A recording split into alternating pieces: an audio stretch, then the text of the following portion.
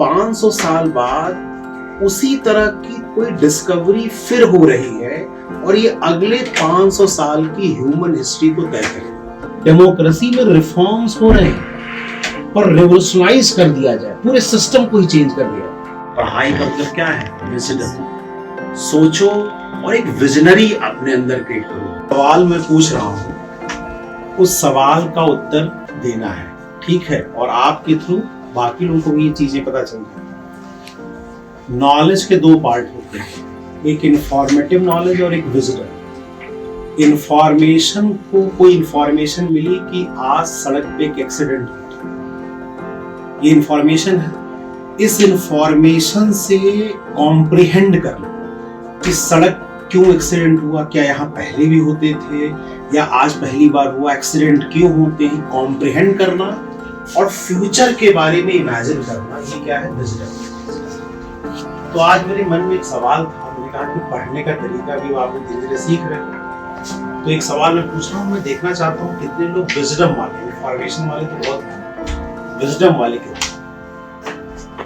आज से 500 साल पहले 16th सेंचुरी के इनिशियल फेज में ढेर सारी डिस्कवरी हुई थी, याद है? कोलंबस ने अमेरिका की खोज की, मैगलन एक पर्सन था 1520 के आसपास जिसने पूरे ये पैसिफिक ओशन की खोज की। इसने क्या किया? वर्ल्ड का फेस बदल दिया। इस डिस्कवरी ने क्या किया कि रास्ते पता चल गए लोगों को, तो ट्रेड बढ़ गया, इकोनॉमी बढ़ गई, रेनेसांस, मतलब खोज ने क्या किया? पूरे वर्ल्ड के फेस को ही क्या कर दिया।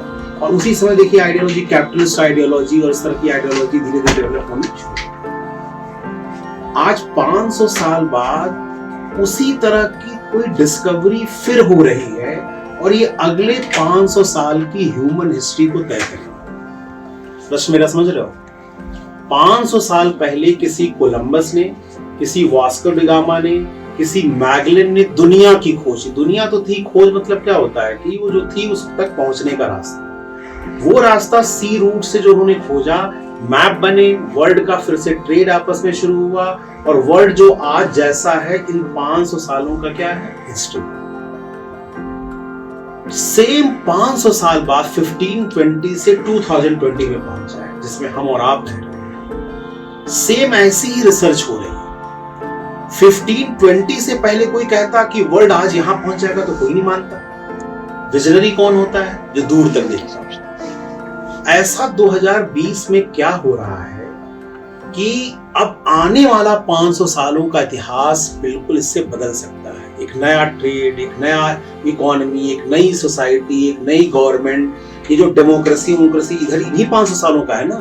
जिस इकोनॉमिक्स को आप जानते हो, जिस सोसाइटी, जिस पॉलिटिकल सिस्टम डेमोक्रेसी को जानते हो, इन 500 सालों में डेवलप हुआ। उसकी शुरुआत उस डिस्कवरी से।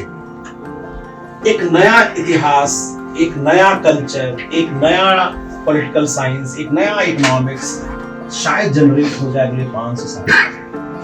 इसमें आप जैसे जनरेशन के लोग पार्टिसिपेट करेंगे। वो क्या हो रहा है, किसी का ध्यान है?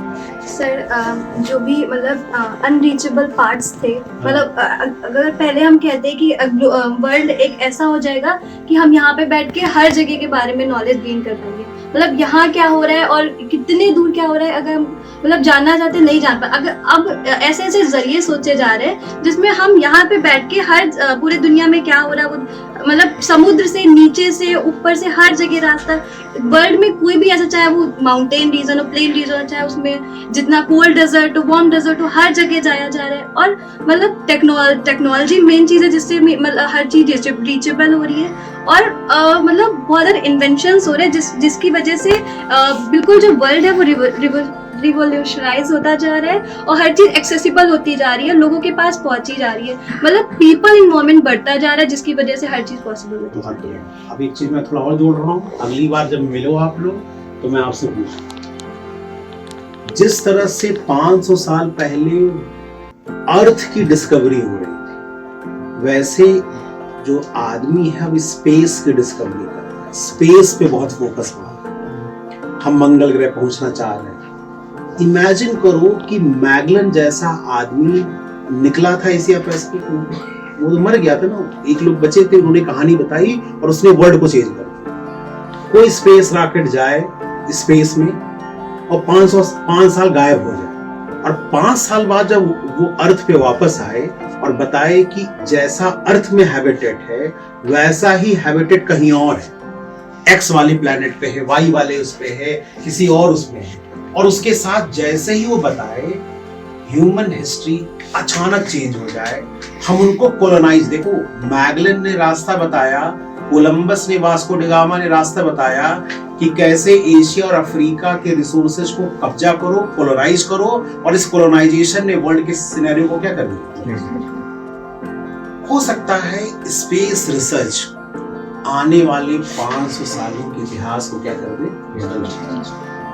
अब लोग कंट्री को कोलोनाइज ना करें, किसी और प्लैनेट को कोलोनाइज करना शुरू करें। उनके इंसान में ग्रोथ की जो भूख है, हो सकता है कहीं और कोई हीरो का प्लैनेट मिल जाए, गोल्ड का प्लैनेट मिल जाए, रिसोर्सेज आजकल देखिए जो चिप में यूज होता है, जो रेयर अर्थ कहते हैं, कोई ऐसा मिल जाए और वहां लोग कोलोनाइज करना शुरू कर दे, उनके साथ ट्रेड शुरू हो जाए। स्पेस रॉकेट का तो हमारा ट्रांसपोर्टेशन चेंज हो जाएगा। अब हम अभी अर्थ में हम घूम रहे हैं, फिर कहाँ घूमने लगेंगे, एक स्पेस से वहां। कल को टूरिज्म डेवलप हो जाए, क्या पता जब आप बूढ़े हो रहे हो, हम तो बूढ़े हो रहे हैं, आप जब हो रहे हो और आपके बच्चे जब कहानी सुनाए तो उन कहानियों में ये कहानी हो कि एक प्लैनेट से दूसरे प्लैनेट कैसे जाया जाता है और उनका जीवन कैसा होता है। वहां कोई रेवोल्यूशन, कोई मार्स पैदा हो जाए, कोई कुछ पैदा हो जाए, तो पॉलिटिक्स में, फिलॉसफी में, इकोनॉमिक्स में मेजर चेंज।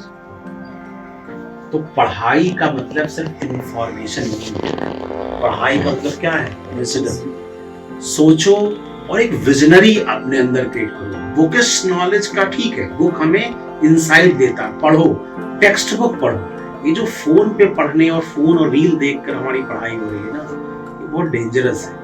टेक्स्ट बुक पढ़ना अगर तुमने छोड़ दिया तो तुम्हारे अंदर का जो इंसाइट डेवलप हो रहा है वो होना क्या हो जाएगा। ठीक है, तो अगली बार हम मिलेंगे फिर एक कहानी से, और सोचना शुरू करो। एक बार प्रोसेस शुरू करोगे, माइंड आपका ट्रेंड होना क्या हो जाएगा, शुरू हो जाएगा। ठीक है।